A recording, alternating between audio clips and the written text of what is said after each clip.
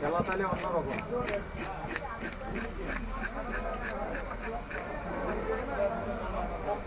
আরো আছে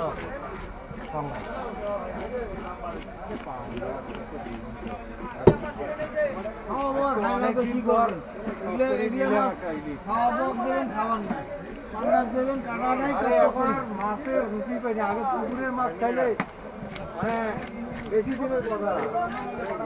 আজ থেকে 20 বছর আগে কথা বলতেছেন, এইখান থেকে মাছ তুলছেন, খাইছেন, টেস্ট পাইছেন। পুকুরে আমার নিজের আমি ফিট ফিট এই মনে এখন রুই রুই খায় যে শাক কাতল খায় একই শাক, কারণ পানির মধ্যে দুটো একই জিনিসই খায়।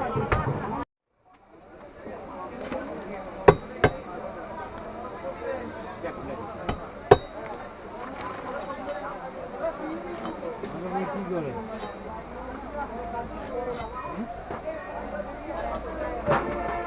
ওটা ক্যামেরা বেশ ভালো।